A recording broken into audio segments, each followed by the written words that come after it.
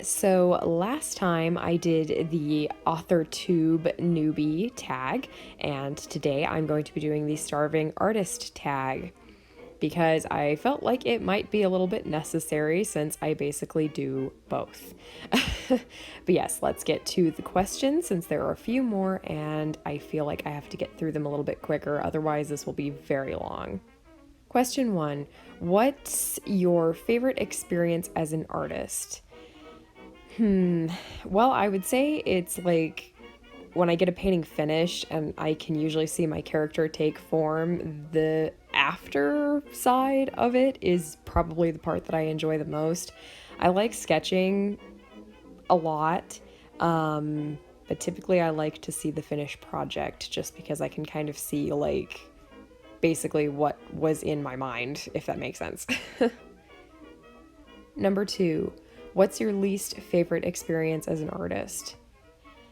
The cost and kind of the constant uphill struggle, which like can't be avoided. I feel like no matter how long you are working, you will always kind of be like dissatisfied with what you do. I feel like this kind of applies to writing as well, but definitely with art, I at least feel this a little bit more. And again, the cost sucks. Art supplies are very expensive. Number 3, what are your dreams/goals for your art? Basically, someday I would really like to work on and complete a comic or two. I'd also say I'd like to turn it into a more reliable source of income and get to the point where I don't have to like worry about it as much. It's a little bit unreliable at this point, so I'm still working on improving that, but hopefully someday I can have it be more of a main thing. Number 4, what's your favorite medium and why? Watercolor ink, and I would say acrylics, but only in certain circumstances. Acrylics are not always my friend. If it's like a landscape, I love doing acrylic landscapes. They're really fun. But yeah, basically I just do watercolor and ink. Yeah.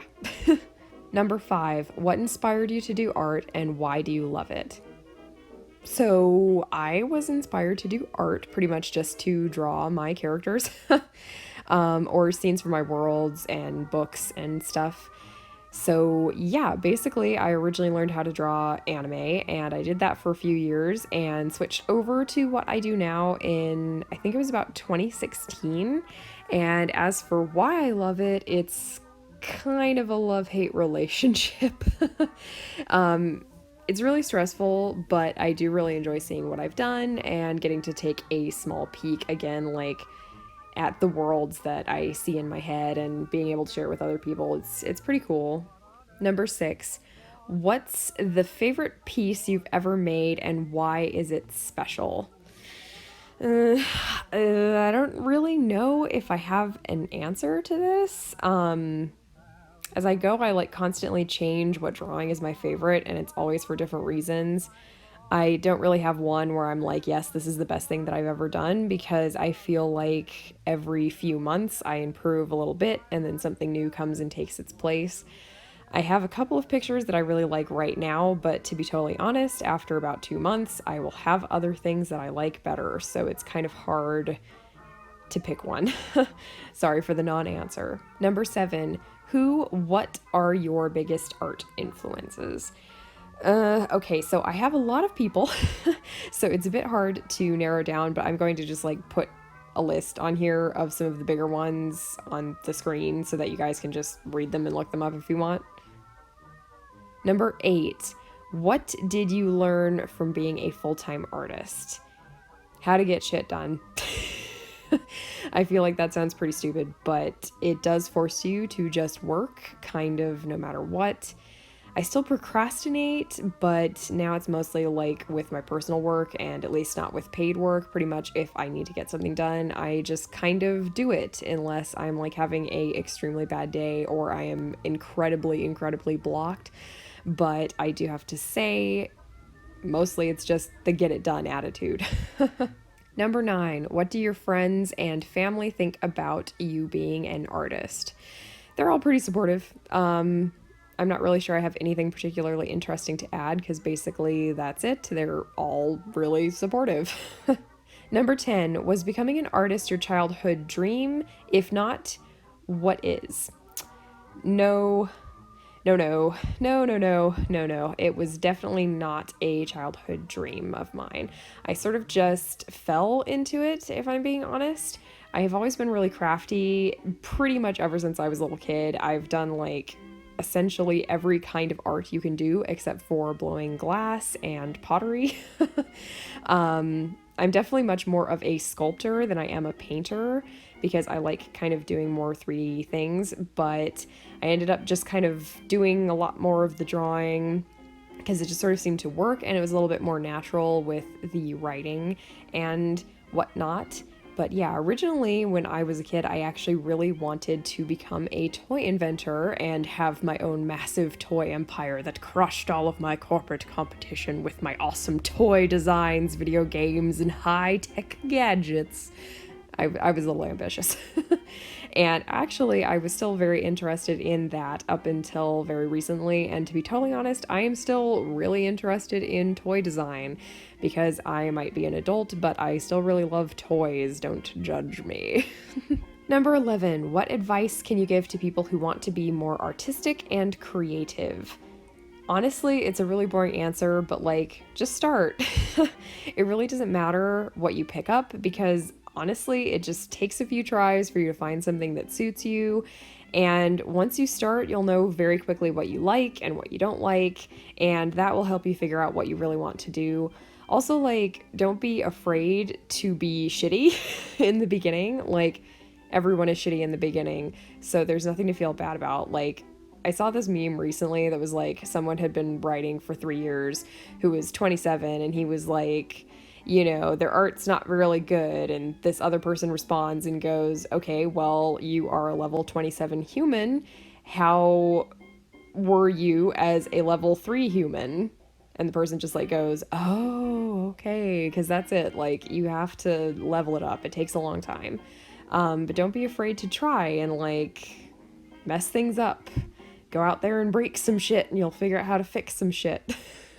Number 12, were you supported to pursue art as a child? I'd say so. My mom is an artist and worked full-time as an artist for years, and my dad helped her run their business, so it wasn't really like an unheard of thing in my house. Plus, again, I was a very crafty kid and that was all supported and everything, so like, yeah, I would say yes.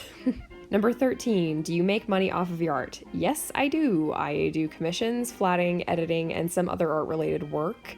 And I'm also working on expanding to some other sites and doing more like merch-related things and prints and whatnot. But yes, I do. And I will probably be opening up my commission sometime in December because I need money. Number 14, what do you want to improve on / inspire to be with your future art?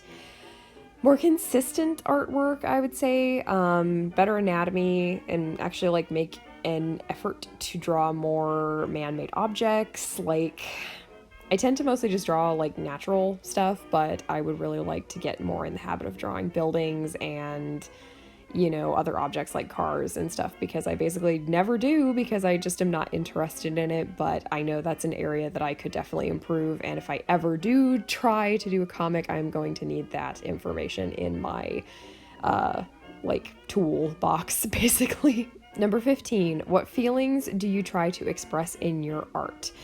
I do a lot of different things. Again, it kind of depends. Like, for commission work, it can basically be anything. It just kind of depends on what the person wants. And if I'm drawing a scene from my stories, again, it also kind of depends because I'm obviously creating a certain scene, so it can be basically whatever. But with my personal work that kind of is unrelated, I would say there's like, I guess, an illusion of opulence in a lot of my work. I try to have things that sort of are like, it's hard to explain, but like an image that's happy but is actually sad, or an image that's sad but actually happy. It's kind of weird. I don't explain how I do my art a whole lot, so it's a little bit of a sad explanation, so I'm sorry about that.